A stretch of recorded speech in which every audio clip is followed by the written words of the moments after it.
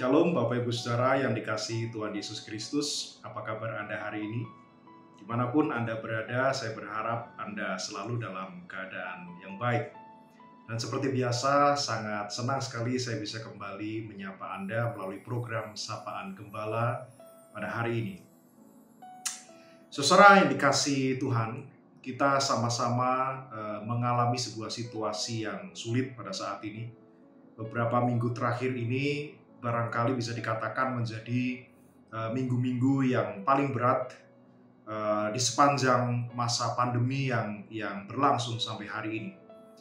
Hampir setiap hari kita selalu mendengarkan berita-berita yang menyedihkan hati kita, entah itu sanak saudara kita, sahabat kita, atau teman-teman, orang-orang yang kita kenal, dikabarkan terpapar COVID-19, ataupun kita mendengar kabar sanak saudara kita, sahabat-sahabat kita yang harus menjalani perawatan di rumah sakit atau isolasi mandiri, atau bahkan kita mendengar banyak sekali berita-berita duka yang terus-menerus memenuhi pikiran kita, menguras emosi kita, dan itu terjadi hampir setiap hari.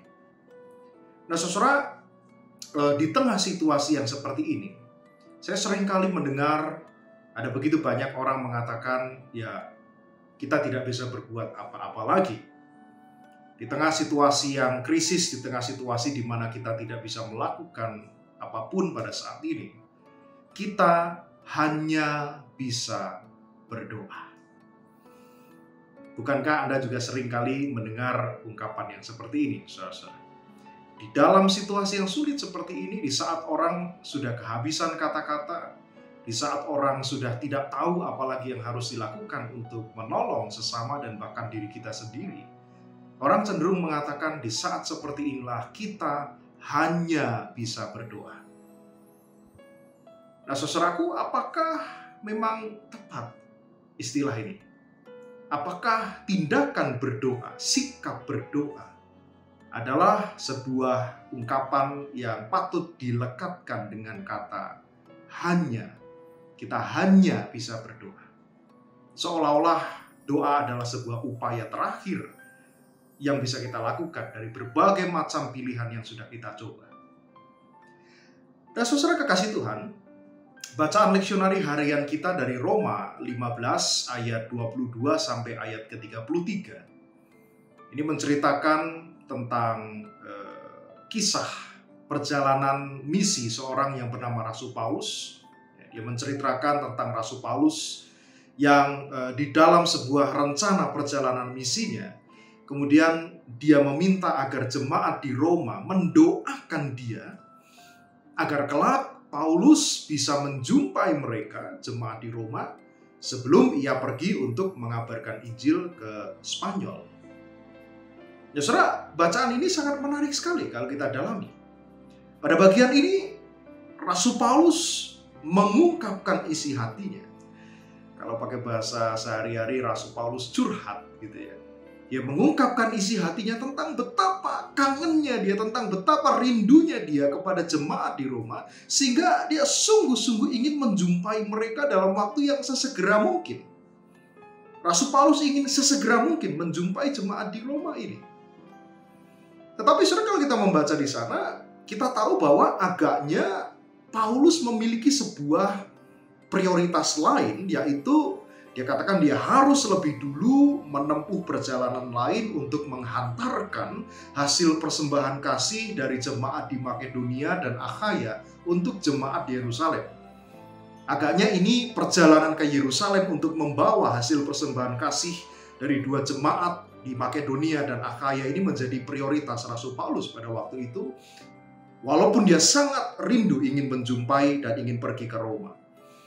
Kita tahu saudara, Yerusalem pada waktu itu adalah sebuah jemaat Kristen yang tua, tetapi jemaat ini menghadapi situasi penganiayaan yang luar biasa. Jemaat ini teraniaya dan jemaat di Yerusalem sedang mengalami sebuah masa paceklik yang begitu panjang. Itu sebabnya di dalam surat yang pernah dibuat oleh Rasul Paulus, dia mengirimkan surat kepada jemaat-jemaat, salah satunya dua di antaranya tentu adalah jemaat di Makedonia dan Akhaya. Dan salah satu yang lainnya juga adalah jemaat di Korintus. Mereka diminta untuk mengirimkan persembahan kasih mereka kepada jemaat Yerusalem. Dan dengan tangannya sendiri, Rasul Paulus ingin menghantarkan hasil persembahan kasih ini kepada jemaat Yerusalem. Nah, saudara, di dalam perjalanan berat yang penuh dengan tantangan yang akan dia tempuh ketika dia harus pergi ke Yerusalem. Dan jangan bayangkan perjalanan itu seperti di masa kini, ada begitu banyak pilihan transportasi yang mudah. Pada waktu itu orang hanya bisa menempuh jalur darat atau melalui pelayaran. Dan dua medan itu sama-sama bukan medan yang mudah. Di dalam perjalanan berat dan penuh tantangan yang akan dia tempuh itu, kemudian sekali lagi Paulus mohon didoakan oleh jemaat di Roma supaya dikatakan di sana dia boleh selamat dari tangan orang-orang yang tidak taat di Yudea. Siapa orang-orang yang tidak taat di Yudea dimaksud? Yaitu mereka, orang-orang di sekitaran Yudea, Yerusalem yang memusuhi orang-orang Kristen dan memusuhi pekabaran Injil. Jadi Rasul Paulus menghadapi tantangan bukan hanya pada perjalanan yang sulit, tetapi ketika dia sudah tiba di Yerusalem, dia akan berhadapan dengan situasi yang sulit, situasi yang krisis, dia terancam nyawanya. Dan saudara, di tengah situasi yang seolah-olah jemaat di Roma ini tidak berdaya apapun, jemaat yang jauh di sana tidak bisa ikut menghantarkan Rasul Paulus dan melindungi Rasul Paulus dalam perjalanan ke Yerusalem. Apa yang dikatakan?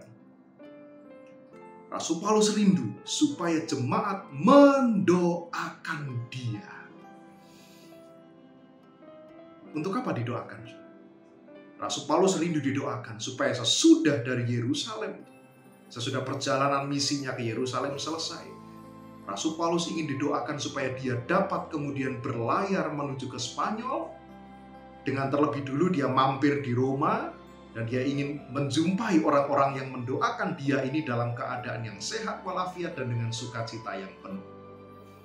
Saudara kekasih Tuhan, doa itu bukan sekedar ucapan kosong tanpa makna.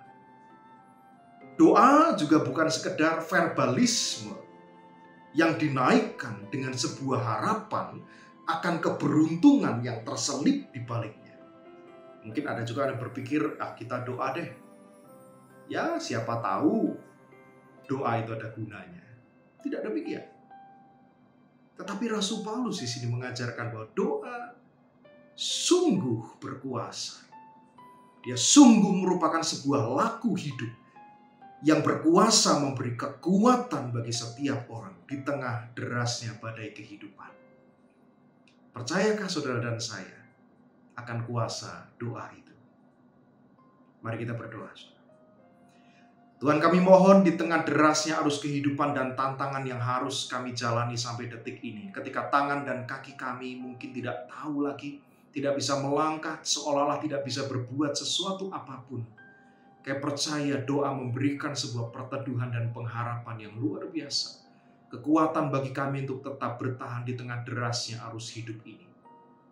Kami mohon ya Tuhan, kuatkanlah dan teguhkanlah hati kami.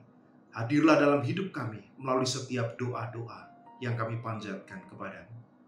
Dalam Kristus Yesus kami berdoa. Amin.